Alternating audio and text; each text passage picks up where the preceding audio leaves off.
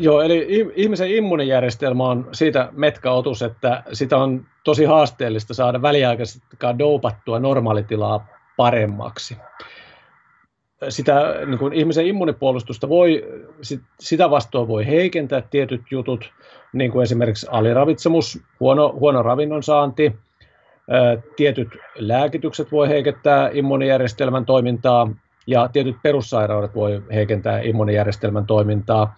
Ja sitten kun me koronaviruksesta puhutaan, niin vaikka immuunipuolustuksella on merkitystä viruksen torjunnassa, niin sitten myöskin meidän hengitystieelimistön normaali toiminta voi vaikuttaa niin kuin siihen, että miten meidän kroppa pystyy puolustautumaan tällaista taudin tartuntaa varten.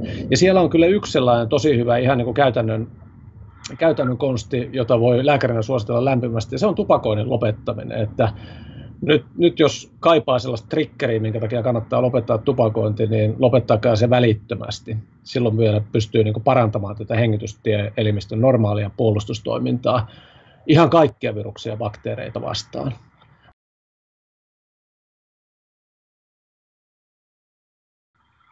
Unen merkitys ihmisen immuunipuolustukselle on keskeisen tärkeä. Että jos me kärsitään kroonisesta univajeesta, niin meidän immuunipuolustusjärjestelmä on heikommassa tilassa kuin silloin, kun me nukutaan hyvin. Suurimmalla osalla ihmisistä voisi sanoa, että noin 8 tuntia hyvää yöunta on varmasti riittävää. Sitä ei voi nukkua varastoon, eikä univelkaakaan sitten, kun sitä kertyy, niin se täytyy jossakin vaiheessa korvata, eli lepotuokioita täytyy pitää ja varata sitten pidemmille uniajoille aikaa, jos nyt on sellaisia tilanteita, että ei välttämättä ehdi sitä 8 tuntia aina järjestämään.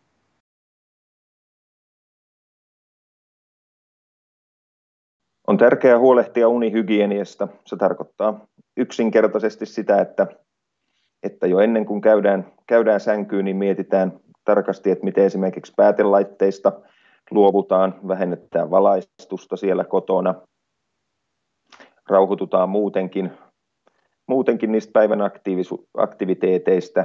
Semmoinen uutisvirran jatkuva seuraaminen kannattaa jättää ainakin puoli tuntia, mielellään jo tuntikin ennen nukkumaan menoa. Siinä voi tehdä erilaisia rentoutumisharjoituksia. Ehkä nyt kun on ainakin seuraaville päiville ja viikoille luvattu kirkkaita säitäkin, niin voi käydä ulkona tutkailemassa tähtikuvioita ja rauhoittaa mieltä ja vähän pohtia päivän tapahtumia ja tilanteita sitä kautta. Sama pätee stressiin, eli siinä on tietysti jonkun verran tällaisia sekoittavia tekijöitä. Silloin kun me ollaan stressaantuneita, niin usein me ruvetaan syömään vähän epäterveellisesti, ei harrasta liikuntaa ja yleensä se stressi myös johtaa huonompaan nukkumiseen, jotka sitten on ihan niin kuin sellaisia suoria immuunijärjestelmän toimintaa heikentäviä tekijöitä. Helpommin sanottu kuin tehty, mutta tässäkin tilanteessa niin kuin kannattaa hakea sellaisia stressiä lieventäviä tekijöitä elämään. Käy kävelyllä, ole yhteydessä läheisiin ihmisiin, muista joka aamu, että tänä aamunakin aurinko nousi ja tällaisia ihan niin kuin arkipäiväisiä asioita.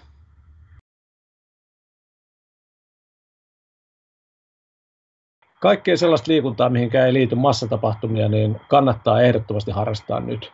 Ja nyt kun meistä tosi moni on etätöissä, niin kannattaa muistaa, että normaalisti kun me mennään työpaikalle, niin me liikutaan siinä yhteydessä aika paljon. Okei, nyt kun me ollaan etätöissä, niin me ei tarvitse kuluttaa aikaa siihen, että me siirrytään työpaikalle. Käyttäkää joka aamu työmatka-ajasta 10 minuuttia sen pohtimiseen, että miten mä korvaan sen normaalin liikunnan. Ja itse asiassa bussissa istumiseen käytetty aika, niin se voikin nyt käyttää vaikka kävelylenkillä käymiseen tai hölkkälenkillä käymiseen. Mutta ehdottomasti liikkukaa tänäkin aikana.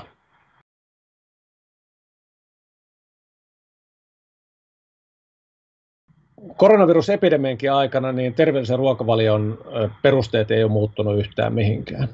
Kasviksien käyttöä meidän kaikkien kannattaa lisätä meidän ruokavaliossa. Hedelmien, vihannesten, salaattien käyttämistä kannattaa välttää liian rasvaisen ruoan saamista. Sokerin käytössä on syytä olla maltillinen ihan niin kuin normaalistikin, ei epidemia-aikana. Monille herää nyt tässä vaiheessa sellainen kysymys mieleen, että pitäisikö minun ruveta syömään enempi vitamiinivalmisteita, pitäisikö ehkä jotain hivenaineita saada, voinko mä jonkun vitamiinin syömisellä tai hivenaineen syömisellä ehkäistä tai estää tätä flunssatautia.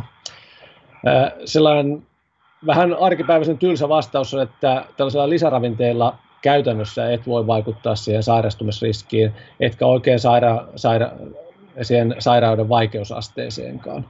Meillä on jonkinnäköistä tietoa siitä, että noin yleisellä tasolla D-vitamiinitasot veressä voi vaikuttaa ihmisen riskiin sairastua erilaisiin infektioihin, ja totta kai meillä ylipäätänsä on suositus suomalaisilla käyttää tietty määrä D-vitamiinilisää, ja se tietysti on voimassa edelleen tänäkin aikana.